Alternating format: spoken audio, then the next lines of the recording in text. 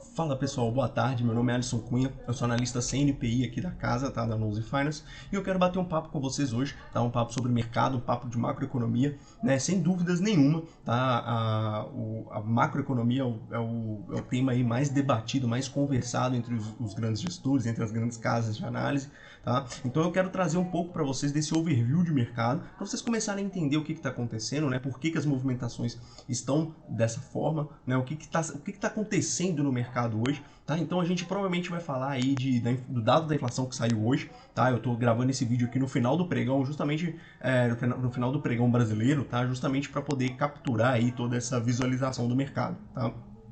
Então a gente vai falar hoje sobre commodities, tá? Inflação americana, tá? A gente vai falar sobre o Ibovespa, o dólar. Então a gente vai falar sobre uma série de coisas aí. Então fica ligado, que tem muito conteúdo bacana e eu tenho certeza que você vai aprender muito aqui. Valeu!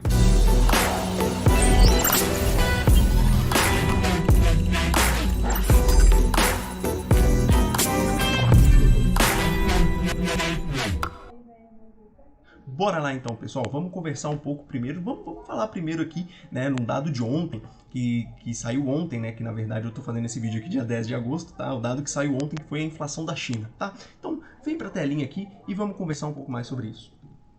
Bom, olha que interessante aqui, pessoal. Ontem, tá? Vamos pegar aqui ontem, saiu o dado de CPI da China, tá? Da inflação chinesa.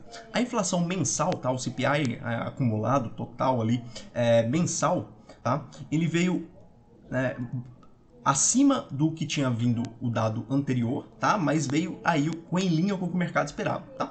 Então é interessante a gente prestar atenção na economia chinesa, justamente porque é o nosso maior parceiro comercial hoje em dia.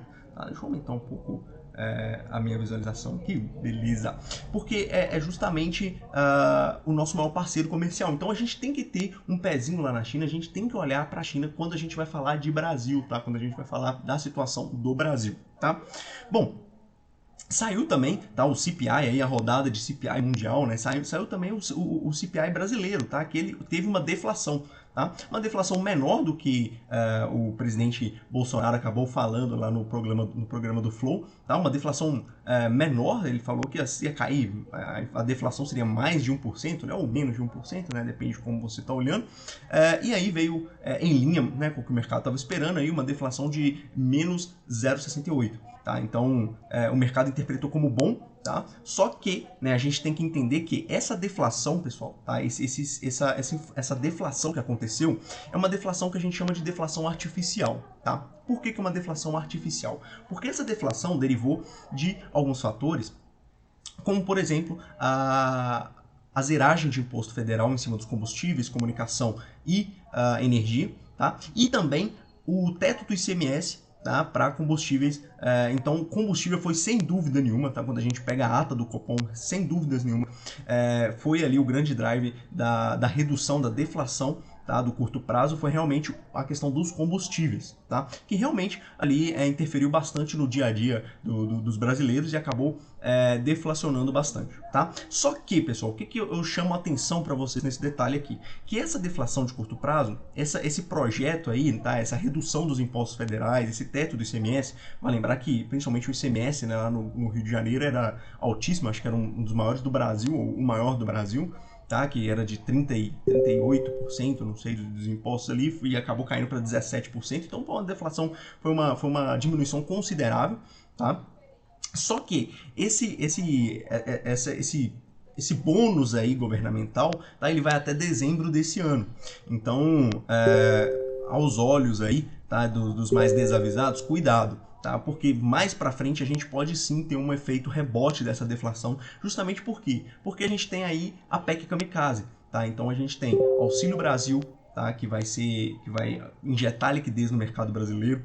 Tá? O mercado brasileiro hoje ele está muito bem, justamente porque você tem uma inflação caindo, tá? Uma taxa de juros muito alta. Inclusive, deixa eu abrir o Boletim Focus aqui, vamos conversar um pouco sobre esse Boletim Focus, tá? Que a gente já começa a entrar em algumas questões aqui, tá? Então a economia brasileira hoje, ela tá muito bem. O problema é que cuidado, tá, pessoal? Cuidado, por quê? Porque esse bônus, como eu disse, do governo aí, né, essa isenção de impostos vai até dezembro, tá? E depois disso a gente está tendo muita liquidez no mercado, Tá? O que está acontecendo? A gente está tendo adiantamento da FGTS, 13º, a gente está tendo Auxílio Brasil, Vale Gás, então assim, tá? Várias coisas, diversos mecanismos aí para você encher o mercado de liquidez e com os impostos voltando, tá? Possivelmente a gente vai ter um efeito rebote dessa inflação, tá? Então olha aqui no Boletim Focus o que está acontecendo aqui. Tá? Esse Boletim Focus aqui foi o último que lançou, tá? Esse Boletim Focus aqui, se vocês quiserem, se acharem necessidade, depois eu explico cada um aqui, como interpretar o Boletim Focus. Tá? Lembrando que o Boletim Focus é um balizador, tá? Não é pra gente cravar na pedra isso daqui, porque isso daqui muda toda semana. Tá? O Boletim Focus ele é entregue aí pelo Banco Central por toda semana. Tá? Então não é para cravar na pedra o que está sendo dito aqui, mas a gente tem que interpretar quais são os dados que estão mostrando pra gente. Tá? Depois, se vocês acharem necessidade, inclusive comenta aí, tá? Se vocês querem que eu faça um vídeo explicando todos os pormenores do Boletim Focus para melhorar a leitura de vocês sobre isso, tá?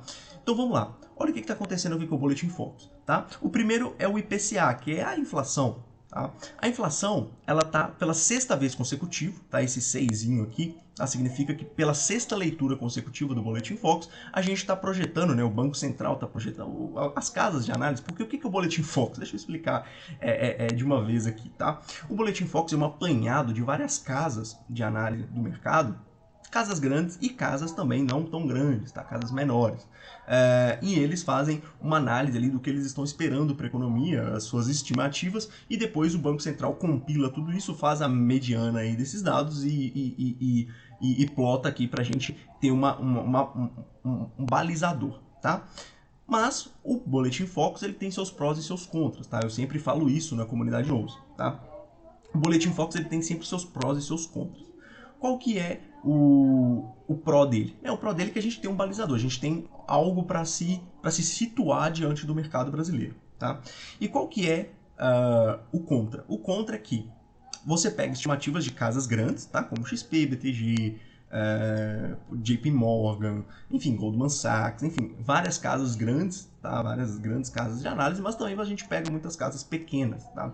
Com um AUM muito baixo, tá? O AUM é o Asset Under Management, tá? Então, com capital muito baixo. Então, isso aí dá uma discrepância muito grande, tá? O que, então, por conta disso, não é pra gente cravar na pedra. Mas o fato é que, pela sexta vez consecutiva, tá?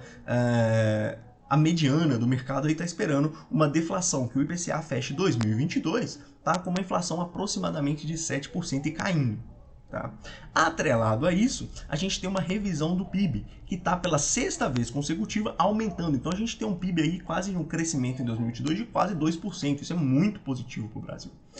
Atrelado a isso, somando a isso, tá? A gente tem pela sétima vez consecutiva uma Selic que vai terminar o ciclo, né, que vai terminar 2022 a 13,75, apesar de que a gente acredita aqui que vai ter aí mais uma alta ainda de 0,25 base points ali, tá, no mínimo, na próxima reunião. Tá? Então a gente crê aqui que vai terminar o ciclo de 2022 aproximadamente 14%, no máximo 14,25%.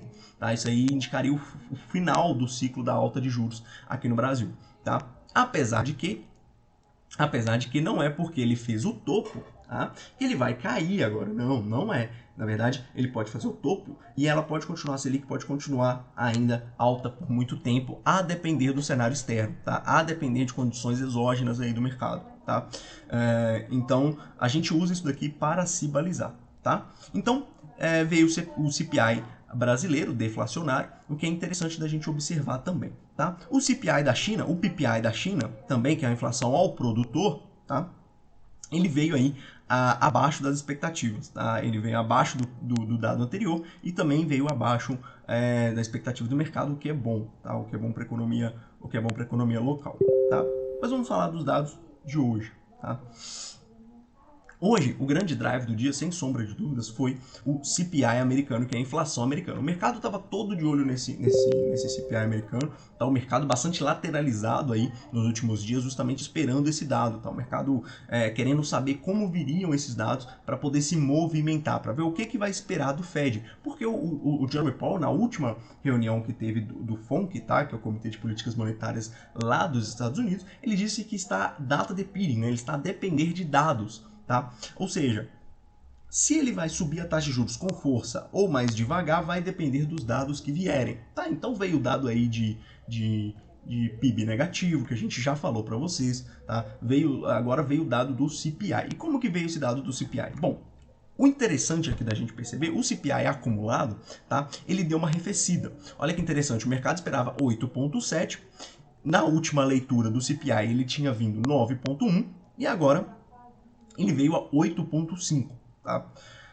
Só que o que é interessante a gente observar aqui, pessoal, é justamente a inflação core, tá? A inflação do núcleo do CPI. O que é a inflação núcleo? Eu já falei várias vezes aqui com você, o pessoal da comunidade Nose já sabe muito bem o que isso significa, tá? Mas o core da inflação, tá? O CPI core, o núcleo, é quando você exclui aqueles ativos mais voláteis da inflação, que são alimentos e combustíveis.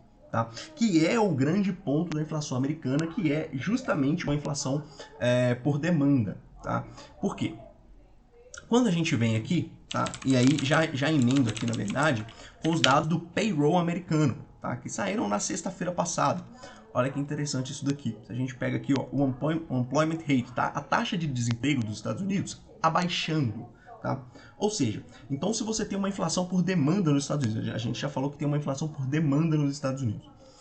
O que isso significa? Com o desemprego cada vez mais baixo, salários mais altos, tá? A população está com mais dinheiro. A população com mais dinheiro, o que ela faz? Ela gasta mais, ela investe mais, ela compra mais ativos. Tá? Então tudo isso gera uma inflação. Tá? Tudo isso gera uma inflação. E não é uma inflação por conta da alta do Brent. Não. É uma inflação de demanda. Tá? E é isso que estava preocupando o mercado. É justamente essa inflação que estava preocupando o mercado. E olha que interessante. O mercado estava esperando uma alta dessa inflação de 6,1 e ela veio igual ao dado passado. Tá? Então, se a gente pegar aqui, ó, tá? A inflação core está se mantendo. Isso, pessoal, é muito bom para a economia americana. Tá? Isso é muito bom. A inflação core ainda continua no mesmo patamar. Isso é muito bom. Demonstrando que a gente pode estar chegando num topo de alta da inflação americana. Tá? A gente pode estar chegando no topo da inflação americana e o Federal Reserve não vai precisar bater a mão no juros, subir os juros com força. Ele não vai precisar fazer isso. Tá? Justamente porque a inflação núcleo veio no mesmo patamar que estava antigamente. Ou seja, ela não está acelerando. Isso é bom, porque o Fed agora tem mais espaço para poder subir juros. Porque se essa inflação ela vem acima do que o mercado estava esperando, tá? Se essa inflação ela vem mais alta do que a anterior, o Federal Reserve ia ter que apressar, ia ter que apertar a mão nos juros, tá? Para poder controlar essa inflação núcleo. E aí, vamos ver o que está acontecendo com o mercado aqui, tá? Vamos pegar primeiro o S&P 500 aqui, vamos pegar primeiro aqui o S&P 500, vamos pegar aqui. Olha que interessante essa movimentação do S&P, tá? O RCI bem para cima aqui, depois do CPI americano, tá? Eu vejo aqui uma resistência, tá? No CPI, aproximadamente, né? Essa resistência aqui, tá?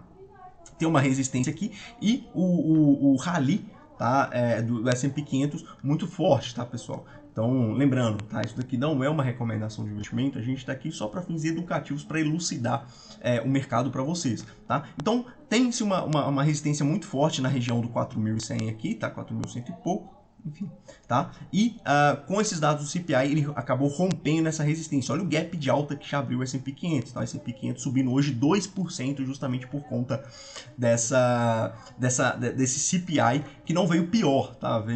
Não é algo bom, tá? Tá desviando da meta da inflação aí mais de 2%, tá? Da meta da inflação núcleo, tá desviando aí mais de 2%, não é algo bom, tá? Mas também não preocupou mais o mercado, tá? Então, o S&P aqui rompendo essa resistência. Vamos ver se esse movimento aqui vai ser continuado. Tá? O RCI aqui muito forte, né? Sem nenhuma exaustão de movimento. Então, vamos ver se essa movimentação continua. Muito atento ao S&P aqui agora também. Tá? E também não foi só o S&P. Tá? Se a gente pegar o mini índice aqui, tá, do Ibov, ele está decolando. Tá? O RCI ó, ainda mais forte ainda. Tá? O mini índice decolando sem nenhuma tá? Sem nenhuma preocupação, tá? Ele pode continuar esse movimento de alta aqui, tá? Ele tem espaço para poder continuar esse movimento de alta aqui, tá? Até esbarrar na resistência aqui, né? E depois ele provavelmente já está num movimento quase chegando à exaustão do movimento de compra, tá? Então, provavelmente ele tem espaço para subir até essa resistência, mas depois dessa resistência aqui, toma muito cuidado com o mini índice, tá? Ele está numa tendência de alta aqui muito forte, tá? É inegável essa tendência de alta, mas o RSI já está demonstrando para a gente que está sobrecomprado, tá? Então, muito cuidado aí, tá bom? Vamos passar para o Ibovespa, tá? O nosso índice Ibovespa segue aqui também na mesma tendência do mini índice, tá? Também com bastante espaço para poder chegar aqui o novo alvo, né? O novo alvo aqui até 112.487, tá? Mercado bastante sobrecomprado, tá? Sem nenhum respiro na compra, tá? Então muito cuidado com o movimento forte de reversão, se bater na resistência pode corrigir bastante, tá? Então muito cuidado aqui com essa área do Ibov, tá? Ele provavelmente tem espaço aqui para chegar nessa resistência. Na segunda-feira eu dei uma aula na comunidade NOS, inclusive eu já tinha falado isso, tá? Que o Ibov tinha muito espaço para subir, que o dólar tinha muito espaço para cair, e olha o que está acontecendo com o nosso doleta aqui, tá? O doleta caindo bastante, justamente por conta desse dado do CPI mais ameno. Tá? Então, lembrando que, né, voltando aqui ao Boletim Focus, mas por que o dólar está caindo, Alisson? Porque justamente, olha a nossa taxa de juros, 13,75, tá podendo subir mais um pouco, e olha a nossa inflação caindo. Então o Brasil hoje, pessoal, ele está com uma das melhores taxas reais do mundo, tá com uma das melhores taxas reais do mundo, é por isso que está atraindo muito capital para cá, tá? Tá atraindo muito capital predatório para cá, tá? De investidores que estão querendo aproveitar essa taxa real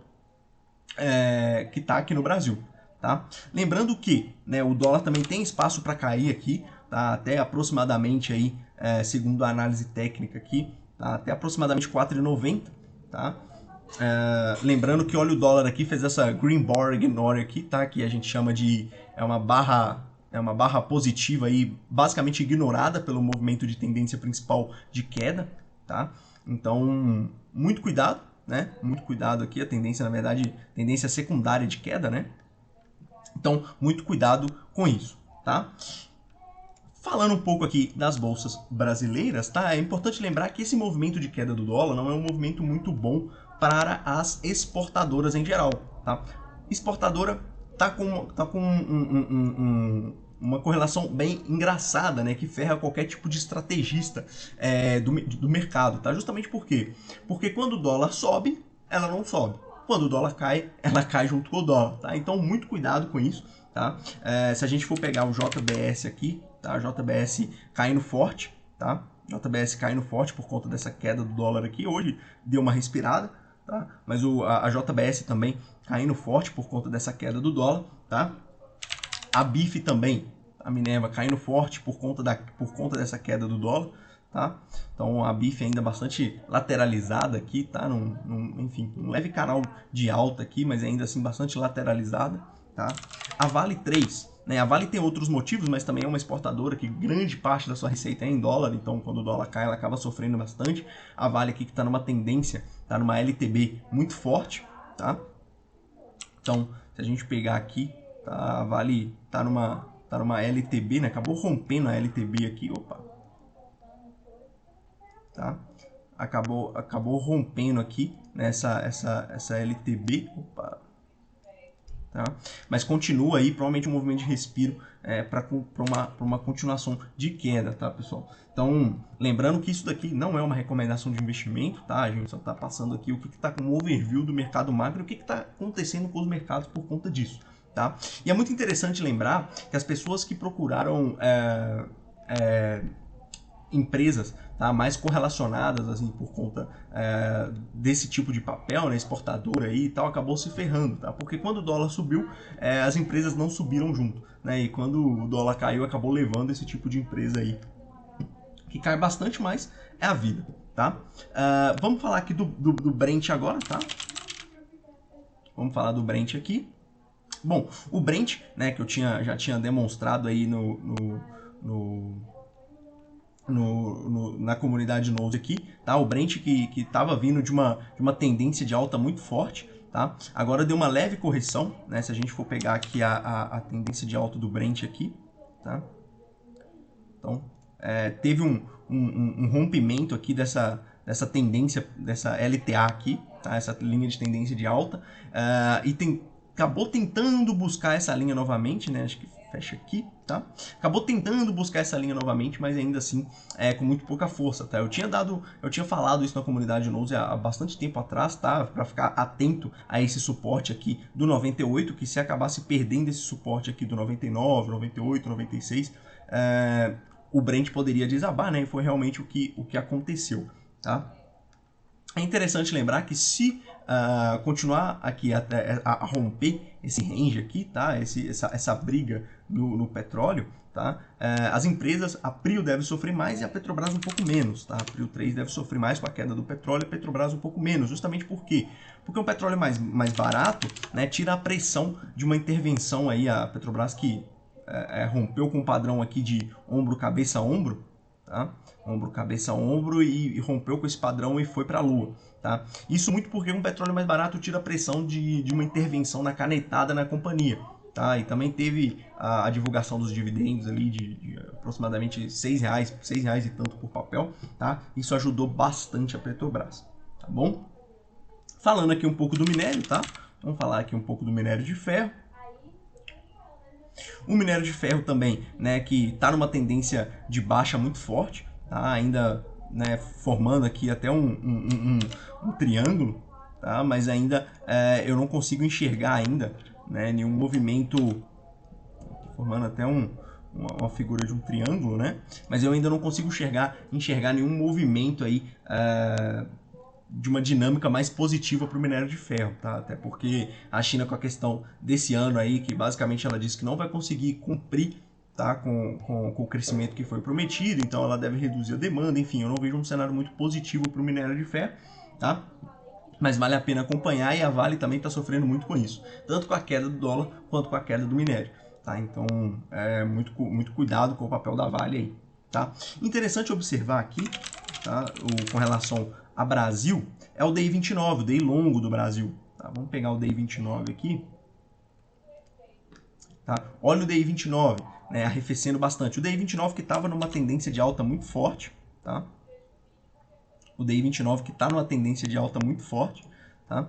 Caso ele perca essa LTA aqui, tá? O DI 29 que caiu bastante, né? Isso aí quem estava aí na marcação a mercado conseguiu ganhar um bom dinheiro aí recentemente. Tá? Se ela perder essa LTA aqui, provavelmente, tá, o próximo alvo aí vai ser em torno de 11, tá? Vai ser mais ou menos aqui, dado a expressividade do movimento, tá? O próximo alvo aí seria em 11, tá? E se isso acontecer, isso vai ser muito bom para o Brasil, tá, gente? Se isso acontecer, se o DI perder essa LTA aqui e cair para 11, isso vai ser muito bom para o Brasil, tá? Muito bom para o Brasil mesmo. Beleza?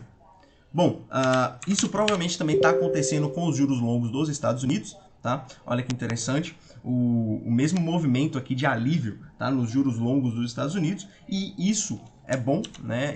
Isso é bom para a equities em geral, mas especialmente ali bom para as empresas de tecnologia dos Estados Unidos, tá?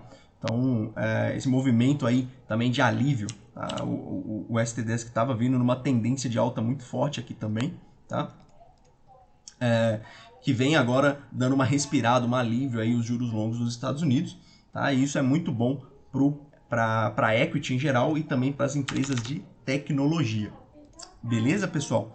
Interessante lembrar aqui também, tá, que eu não falei aqui para vocês, é o dado que saiu hoje às 10h30, que é o estoque de petróleo bruto. Tá? O estoque de petróleo bruto nos Estados Unidos, ele veio, o mercado estava esperando aí 0,07 milhões de barris, tá?